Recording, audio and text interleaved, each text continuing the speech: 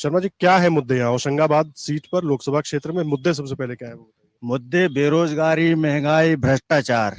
पूरे देश ने देखा, इलेक्टोरल बॉन्ड के माध्यम से भारतीय जनता ने जो देश की उद्योग धंधों को अपने चंदा दो धंधा लो की तरीके से बांटा है, अड़ीबाजी की है। ये कैसी सरकार, इन्होंने कहा हमारे मित्र ने कि भारतीय जनता पार्टी का प्रत्याशी बहुत ईमानदार है और रेत माफिया लड़ रहा है। ये एक इनकी भाषा है।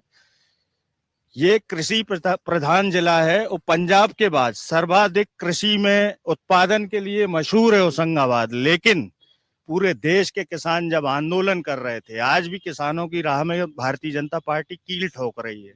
किसान आत्महत्या कर रहा है और इनके जो प्रत्याशी हैं उनकी दो पहचान है। एक पहचान ये है कि उन्होंने, जब किसान आंदोलन पिछली बार हो रहा था तो 5,000 ट्रैक्टर ट्रॉलियों के साथ किसानों के हक में उनको बेवकूफ बनाकर भारतीय जनता पार्टी के हवाले किया। 5,000 किसानों का आंदोलन बेचकर वो भारतीय जनता पार्टी के नुमाइंदगी करने लगे, किसानों के साथ धोखा दिया। और उनकी पहचान दूसरी है कि वो किरार समाज से आते हैं, शिवराज सिंह के रिश्तेदार हैं। इसके अलावा उनकी कोई पहचान नहीं। किसानों के साथ अगर धोखाधड़ी की है तो उसका हिसाब किसान इस चुनाव में देंगे। लेकिन किसानों के साथ अगर धोखाधड़ी हुई है तो विधानसभा में सारी सीटें कैसे दे दी बीजेपी को? काहेगी? अभी हाल फिलहाल में बीजेपी को विधानसभा की सारी सीटें मिल गई ना इस जिले में।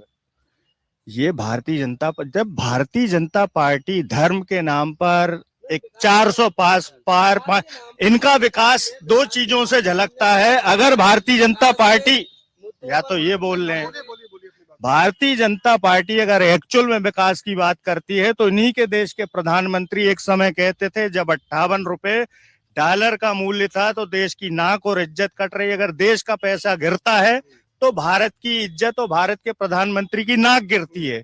आज अगर 84 रुपए पार अगर भारत में रुपए की कीमत अवमूल्यन हुआ है तो देश की इज्जत भी गिरी है।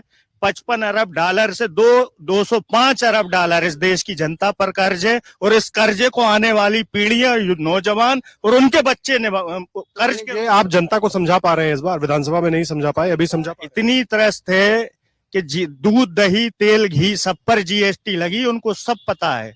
एक चीज है, इन्होंने एक झूठ का आडंबर देश में फैला रखा है, भ्रष्टाचार को चरम तक कर रखा है। सरकारी बॉन्ड, सरकारी सिस्टम से भ्रष्टाचार बना दिया और उसके बाद सिर्फ टीवी चैनल सारे अपने हाथ में लेकर धर्म के नाम पर झूठ बोलने का काम करते हैं। जनता इस बात को समझ रही है, लेकिन धर्म एक ऐसा नशा है जिसने कई देशों को डुबो दिया, कई संस्कृतियों को बर्बाद कर दिया। यहाँ भी उसका असर है। ये आप राम मंदिर पर इशारा कर रहे हैं? धर्म की बात मैं धर्म की बात पर नहीं कर रहा। हिंदुओं के हित में कोई भारतीय जनता पार्टी काम नहीं कर रही, लेकिन धर्म की धर्मांता आदमी पर डालने का काम कर रही है।